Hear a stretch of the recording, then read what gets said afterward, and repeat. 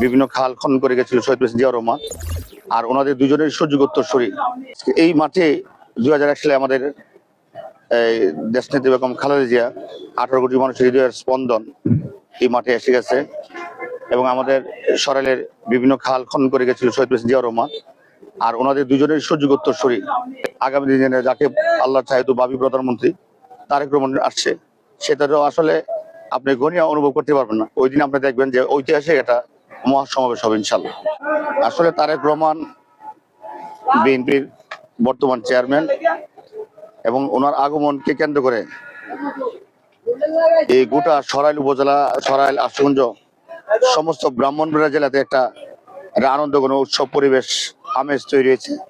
কখন উনি আসবে এই মহেন্দ্রক্ষণের অপেক্ষায় লাখো কোটি মানুষ অপেক্ষা করছে। এবং আমরা সরাইল উপজেলা বিএনপি সেক্রেটারি আপনারা দেখছেন, আমরা ইতিমধ্যে প্রত্যেকটা ইউনিয়নে আমাদের দেশনেত্রী বেগম খালেদা জিয়ার আত্মার মাগফিরাতে দোয়া মাহফিল করছি। পাশাপাশি 22 তারিখ তারেক রহমান আসবে সেই দাওয়াতটুকু দিচ্ছি।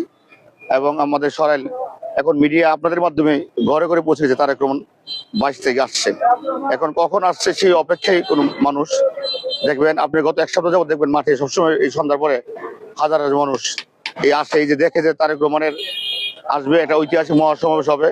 সেই মহাসমাবেশ কালের সাক্ষী হওয়ার জন্য প্রতিদিন মানুষ আসছে, মঞ্চে ঘুরতেছে, সেই অপেক্ষায় আমরা আছি।